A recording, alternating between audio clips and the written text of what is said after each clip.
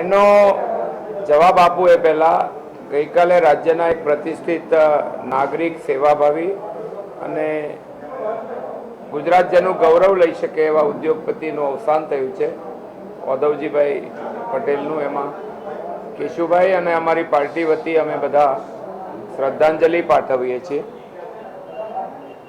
આપે જે પ્રશ્ન કર્યો બહુ તર્ક વિતર્ક થતા હતા, જાણી જોઈને ક્યાંક વિરોધીઓ દ્વારા, ક્યાંક પરિવર્તન પાર્ટીથી જેમને મુશ્કેલી થતી હતી કે પાર્ટી નોંધાશે કે નહીં, તો પાર્ટી 16/10/2012 રોજ નોંધણી થઈ ચૂકી. 6મી ઓગસ્ટે કેશુભાઈના નેતૃત્વમાં સ્થાપના થઈ. 27 ઓગસ્ટે અમે રજૂઆત કરી અને 16 ઓક્ટોબરે પાર્ટીનું રજીસ્ટ્રેશન થઈને અમારી પાસે આવ્યું. અમારો રજીસ્ટ્રેશન નંબર પણ અમારી પાસે આવી ગયો. ચૂંટણી પંચનો, કેન્દ્રીય ચૂંટણી પંચનો પત્ર પણ આવી ગયો. એટલે ગુજરાત પરિવર્તન પાર્ટી હવે નોંધાયેલી પાર્ટી છે. આખા રાજ્યની 182 સીટો અમે લડવાના છીએ, પહેલેથી કહીએ પણ છીએ. અને કોમન સિમ્બોલ માટે અમે તજવીજ કરી રહ્યા છીએ. 8-10 દિવસમાં બધા જ ઉમેદવારોને કોમન સિમ્બોલ મળી જશે એ પ્રકારનો અમારો પ્રયાસ અને વિશ્વાસ બંને છે.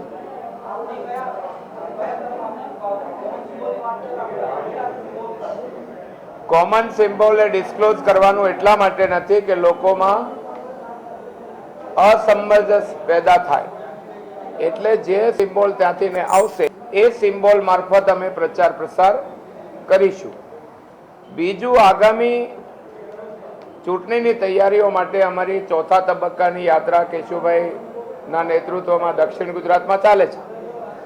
26 તારીખથી 31 મધ્ય અને અમદાવાદ. એટલે અમદાવાદમાં સરદાર વલ્લભભાઈ પટેલ જયંતિના દિવસે શહેરમાં અમદાવાદમાં યાત્રા ફરશે અને સાંજે વિજય ચોક બાપુનગરમાં સભાના સ્વરૂપે ફેરવાશે.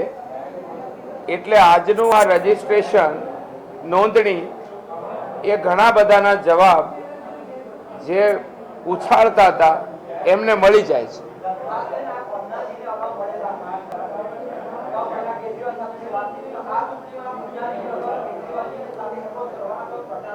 અન્નાજીને પણ મળેલા છીએ, કેજરીવાલજી સાથે સંપર્કમાં છીએ, પરંતુ આગામી સમયમાં એનો નિર્ણય થાય. એમની ઝુકાવ કઈ બાજુ છે. અમે કોઈ એક પક્ષના વિરોધી નથી.